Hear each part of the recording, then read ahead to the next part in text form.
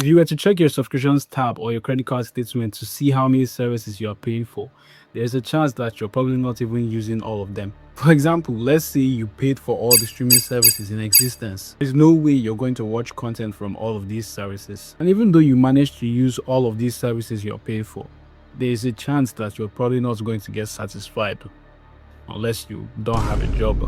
And in this video, I'm going to talk about everything wrong with streaming services and how this subscription culture is going to affect our everyday life. Okay, so if you want to understand how bad things are, let's go back to the cord-cutting movement around 2013 or 2014. You see, people realized paying $150 a month for cable wasn't worth it at all.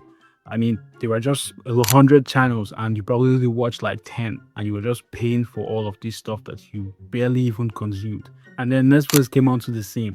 $8 a month and you get a ton of shows, movies, documentaries.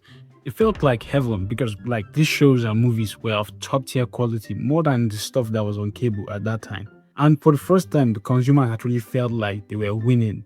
So instead of you to pay for a cable subscription, getting Netflix was clearly the best option. So you had to cancel cable your way. And Netflix had this very huge library of shows that you can watch anywhere, anytime.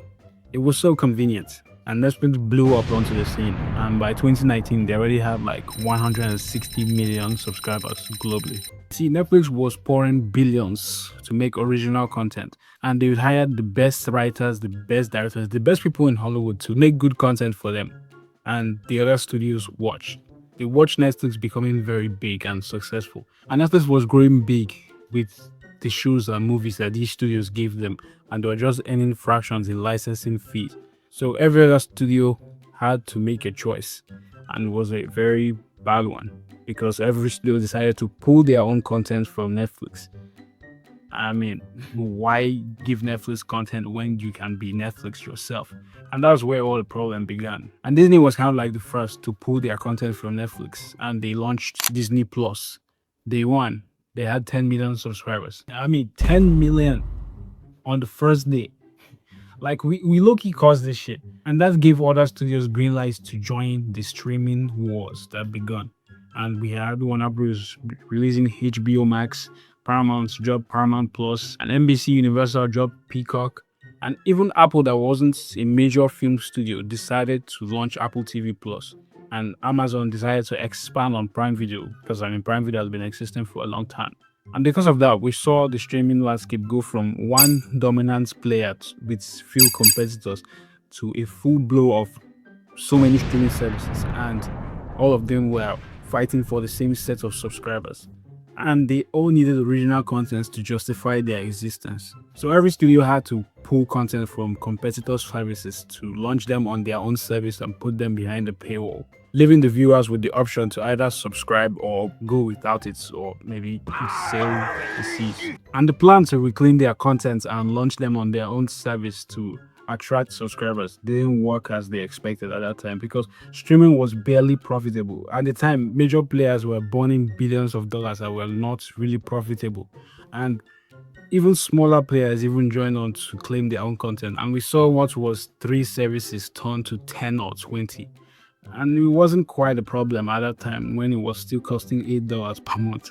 Now let's do some actual math, and I'm going to use the standard ad-free plans of these services. I mean, because that's what most people will get instead of watching ads. So let's say you get a Netflix standard subscription. That's about $19.99 per month or $240 per year. You add Disney Plus, that's like $18.99 per month. Or you just pay monthly till it piles up to about $230 per year. And you add Prime Video, which is about $19.98 or $240 per year. You add Apple TV, that's about $12.99 per month, which is about $156 per year. And then you add Paramount Plus as well, which is about $168 per year. Let's add HBO Max. We'll need that one. That's $18.49 per month. So if you pay monthly, that's about $222 per year. And let's just throw in a cheaper service like Peacock. That's like $10.99 or $132 per year. And that's already 7 streaming services. 7, yeah. That's just 7 of the mainstream ones, and we are now with a grand total of about $115.42 per month and over $1,000 per year just for streaming video. And in the end, you might just watch 3 out of the 7 services that you paid for, and you still won't spend all your time watching content on the 3 services to justify the pricing. And the worst part is that the price is still going to go up regardless, which was all part of the plan. Launch cheap, attract subscribers, then build dependency and slowly raise the prices. After all, people will complain and will still pay up even though they raise the prices, or they'll just opt in for an ad-supported plan to save some of their money. And currently, streaming services are like the most visible part once you talk about a subscription service. And more things are quietly joining in, like car companies, which get a lot of people mad. Because why the fuck did BMW launch a subscription service? Who's paying for that shit? Like, you're telling me that I'll buy a car in full price, and then if I want heated seats, I'll have to still pay on top of it. Then whenever I cancel my subscription for heated seats, I no longer have access to heated seats. Like, did I buy the car? It does not mean that I bought the car and it's still not my own. It doesn't make any sense. Like, who even told them that was a bright idea to even launch to the public? And they actually learned that this idea was not so bright at all, because public backlash was so big that they just had to discontinue that shit. Nobody was paying for it. I think it doesn't change anything, because the car industry is still watching, and they'll definitely find a way to get back into this subscriptions lane. As I mean, like, even Tesla is still charging a subscription. So no matter what we try, I think the whole idea of ownership will start to become a thing of the past. Because even with food, there's Uber Eats One, pay a subscription, and you have this illusion that you're saving cash on delivery fees. But most of the time, you're not actually ordering food from Uber Eats, so that's just you funding a huge corporation. The same thing with DoorDash One, and to actually get the value for your money, you have to be ordering frequently to give yourself this illusion that, okay, I'm saving money on deliveries, but you're not saving shit, buddy. The same thing can be said for news article websites. Like, for you to continue reading the entire thing, you need to pay a subscription. Like, buddy, I might as well just go use AI to read that shit you're gatekeeping. Like, even software for creatives like myself, they are so expensive. Like the Adobe Creative Cloud, which used to be a lifetime subscription sometime in the past. And I think it was fun while it lasted, because now, in order to get the entire Adobe Creative Cloud, you need to pay a huge chunk of cash every month, and most people are not having it. In gaming, there's Xbox Game Pass, PlayStation Plus, and more. Even with fitness apps and equipment, there's a subscription for them. And if you sit down to think about it, like, ownership is no longer ownership. We're just paying, and whenever you decide to stop paying, it's no longer your own until you continue paying. Like, I still remember as a kid, we used to have like a collection of movies in DVDs. Even music, we had like music tapes, and I could lend it out to someone. I could give someone to say, okay, give me back tomorrow, and the person would take it, and nobody is actually blocking me from handing someone out a movie that I own. And that movie was with us until we upgraded to cable and had to move all of that stuff out. So if we didn't move them out, those movies would still be in our custody. And the best part is that you didn't need any internet connection or any subscription. Once you buy it, it's yours forever. You can use it for whatever you want. Now, currently, we just have streams where you have to pay, and keep on paying infinitely till the world ends or till the company just stops functioning. And we're starting to live in a Black Mirror episode, but we don't still realize it yet. And one of the annoying things about streaming services today is the fact that if you want to watch something, the content you want to watch is deliberately split across different services, which just makes it impossible to subscribe to just one service. And if you're like me and you're a big fan of mainstream entertainment, movies and TV shows and all of that stuff, then oh boy, you are doomed. Let's say you're a Marvel or DC fan and you wanted to watch Marvel content and DC content. Now, you have to get Disney Plus and HBO Max. Let's say you were a fan of Cartoon Network shows, and I heard you're a big fan of regular show, right? Go to Hulu. Hulu has that show you're looking for right now. And I heard you also wanted to binge watch a show from CBS and Nickelodeon. Add Paramount Plus to your subscription. They have those that you're looking for. And just add Netflix since everyone's used talking about Netflix shows all the time. And after getting all of these services, you then realize like, man, I don't want to sit down on my couch and jump through apps just to find something to watch. Because if you compare that to music streaming, it's way different. Because with music streaming, if I want to listen to the 3 new Drake albums that dropped, he didn't drop one on Apple Music, one on Spotify, and one on YouTube Music. They are all across these streaming services, which means I don't need a special streaming service for different genres and different albums and different songs. Instead, they are fairly distributed across all the services. Maybe SoundCloud and YouTube Music has more songs, but it still doesn't change the fact that all the music are distributed evenly across all of these services. And the reason music streaming works this way is because the music industry had to learn the hard way during the Napster era. Once the internet started becoming so available to the public, getting music illegally was starting to become a little bit too easy. And the music industry had to learn that fragmentation was not the ideal option. So they had to create a solution, which was creating a legal access to gain access to music cheaply. Because now all you have to do is just select which streaming service you like and boom, you're listening to music. If you decide to switch over to another service, you can just transfer your music playlist with you and you're still good to go. But the movie industry did not want to do that. But to be fair, some services do offer enough quality content to justify their existence. Like, for example, Apple TV, which by far is the best streaming service in my opinion because they offer a lot of quality TV shows, especially the sci-fi ones. I love those enough. I'm still on Silo, by the way. And Apple TV is quite underrated because not many people talk about it and they barely even promote their shows. And even though their library is small, they have enough quality shows to justify their existence. Another service I will put here is HBO Max, and it's just because of their HBO brand. Like, you cannot lie that the HBO brand is responsible for creating one of the best TV shows in entertainment history, like Game of Thrones, The Last of Us, Succession. I haven't even watched the 3 of them I just mentioned, but I mean, reviews claim that these shows are great, so I had to just put HBO Max there. And even though Netflix cancels their shows often, I still have to give it to them that they are actually good in making shows. Like, some of the best shows to come out in the 2020s were from Netflix, like Squid Game, Stranger Things, that came out in 2016. But you see what I'm saying? Like, Netflix has a good lineup of shows, so I have to give that to them as well.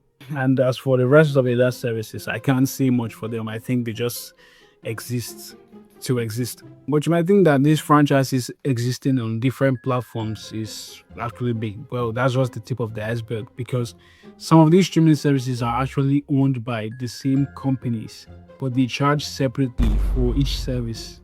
For example, Walt Disney Company owns Disney Plus, Hulu, and ESPN Plus. You see, that's 3 separate streaming services and they charge separately for all 3 of them. I mean, there's a bundle available if you want to get all 3 of them together, but still the 3 of them exist as a standalone service, which means people getting each one will provide more revenue for the Walt Disney Company. You see, the content split is actually well calculated. Disney Plus gets Marvel, Disney Animation, Pixar, National Geographic, and the family-friendly content to fit the Disney brand, while Hulu gets the much more adult content and stuff that doesn't really fit the Hulu brand, and also licensing of other shows and stuff like that. While ESPN is for the sports fans. So like in the end, you just get one for your needs and it still makes them money. And there's Paramount Skydance, which owns Paramount Plus, BET Plus, and Sky Showtime, which is still the same company, but 3 bills. 3 bills. Even Warner Bros does the same thing, as they have HBO Max and Discovery Plus.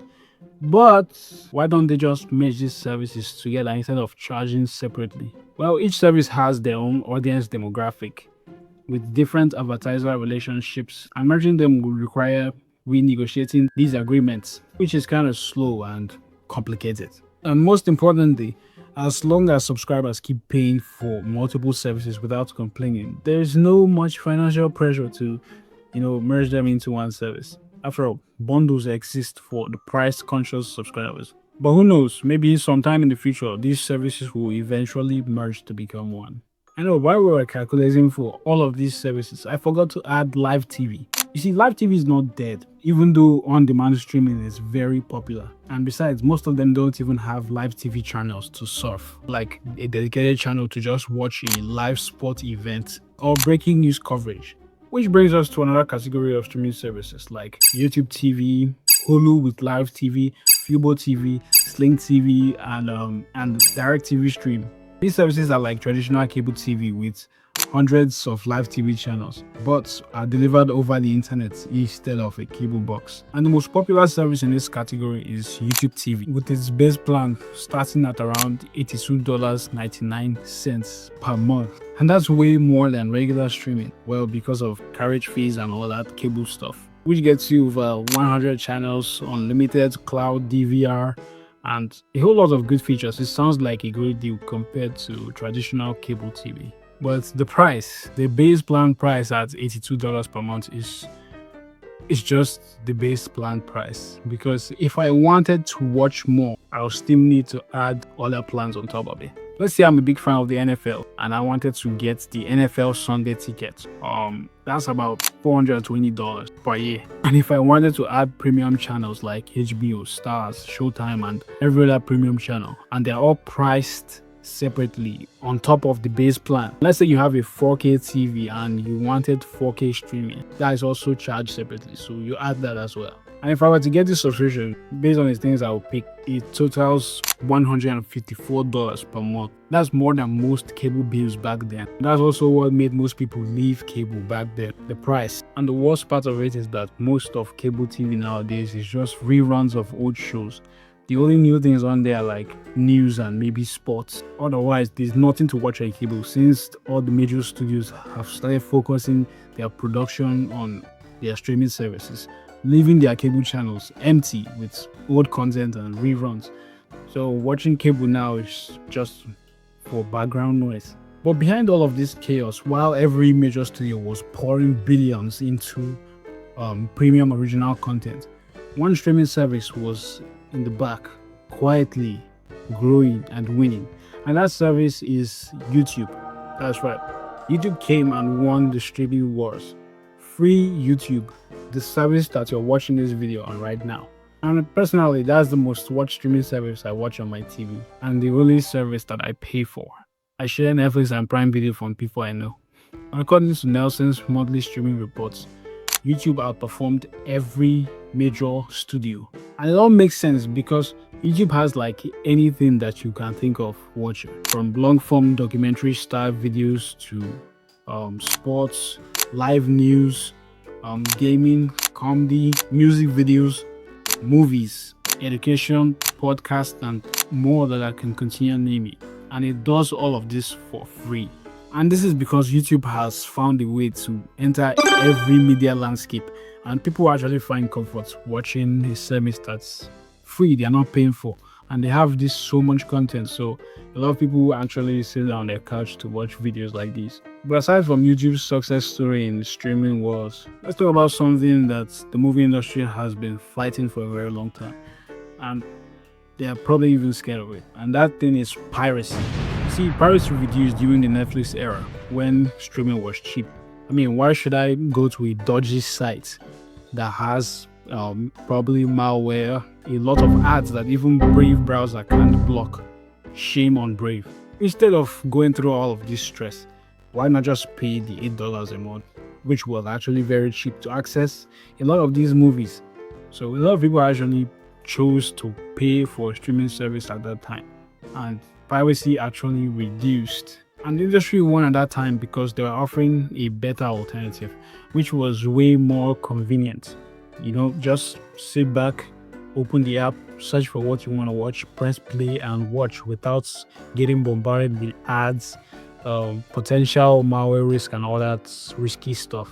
But as you expect, the industry got greedy, and during the 2020s, piracy peaked again. And that was at the same time a lot of studios were introducing newer streaming services. Now, there were many streaming services, the prices kept on going up. We just left a lot of people to, cancel their subscription and just go without it, or sail the high seas. And not everyone sailed the seas, because some people actually did turn to fast services. You open the app, you watch a show or a movie, you sit through a couple commercials, and you never had to pay a dime. Just like the old days, you can use the ad breaks as a bathroom break or to just do something like fun, I guess. And services that are popular for this are Tubi, Pluto TV, the Roku channel, and more free services. See, the content on these services are not the newest. Every month, they rotate old classics and great shows that you can actually sit down to watch. And they also have a couple of live TV channels that you can actually watch. And Pluto TV is the best service for the live TV experience. It just mimics cable TV back there. While for on-demand content, I'll have to give it to Tubi. Tubi has a very good selection of content to watch. And honestly, I advise you to try them out yourselves, as they are increasing in popularity. Even though they don't have enough capacity to replace paid services, they are still a great option. While I was making this video, I had one mega question, and it was like, why don't these services just merge into one mega platform like Netflix, Disney Plus, HBO Max, Hulu? All of them just come together to become one mega streaming service. I mean, it worked back then with cable. All of these studios had their content in one place back in the cable era. And I was like, why can't that just work with streaming as well? Well, the answer is that the price of this service will be very much expensive. We're talking about like $50 to $70 per month for a subscription. And if live TV services like YouTube TV gets merged as well, the price will be very enormous. Plus, government regulated bodies like the FCC or the European Commission will not let that happen, especially considering the fact that if something like that should happen, there will be no competition. It costs that mega service to do whatever they want with the price and content quality. For tech giants like Apple and Amazon, their streaming services only exist to keep you in their ecosystem. So I highly doubt that we'll be getting any mega streaming service anytime soon. Instead, more services will offer bundles, or we'll be getting primetime channels like on YouTube, where you can get all our streaming services inside another one. But now, even if you are able to bundle all of these streaming services to pay for them at a cheaper rate, you still won't have time to watch all the content on these services. Like, there are sometimes I sit on the couch when I'm free and I grab the remote. I launch YouTube. I try to see what I can watch from my watch data playlist, but I still can't settle on a choice. So I bounce to Netflix to see what I can watch as well. Still nothing for me to watch because I can't choose what I want. The same with Prime Video. Or most of the times, there's nothing for me to watch on Prime Video. So I just go to Tubi. And when I enter Tubi, it's also the same thing. I don't know what to settle on to watch. And sometimes multiple shows are leaving. And before I know it, I've already spent like 30 to 40 minutes trying to find something to watch. It's too much to watch at any time. And because of that, most times I just end up back on YouTube and play a podcast while I'm on my phone. And Barry Schwartz called this the paradox of choice. And he explained that the more options you have, the harder it becomes for you to, pick something you want, and the less satisfied you are with whatever you pick, because you are aware of the things that you didn't pick. And streaming services have very huge libraries that finding something to watch is very exhausting. That's why I probably have like 5,000 videos in my watch data playlist on YouTube, or the 200 plus titles I've saved on Netflix that I might never watch, or the 50 plus titles that are also saved on Tubi as well that I still might not have time to watch. And it just goes to show that the more choice that we have just makes this less enjoyable. And by the time you get confused by all of this, sometimes you realize that you're probably even paying for services that you haven't really used that much. So it's just like you are donating to mega corporations. But bro, subscription fatigue is real and we are all tired. If you don't want to be paying for 100 streaming services simultaneously, you can just use the rotation method, whereby you check for all the things you want to watch on Netflix, you group them up, you watch on Netflix this month, and after you clear your watch list on Netflix this month, you can then move over to Prime, HBO Max. That way you find yourself paying for what you're actually using. And sometimes you actually find that some of the stuff that you want to watch on a paid streaming service are actually available for free. Like, instead of paying for Paramount Plus, why not check Pluto TV and watch Titanic since everyone has been telling you to watch it. And you might say, oh, it has ads. Well, if you can see through ads on YouTube that has a skip button, then you can also see through ads on Pluto TV, even though you can't skip the ads. But if you want to subscribe without paying, then consider subscribing to this channel because you're not paying for it. And if you like this video, definitely if you made it this far, you'd like the video, so hit the like button. And also check out this video where I talk about how AI is making us dumb. You will definitely love it, so check it out now.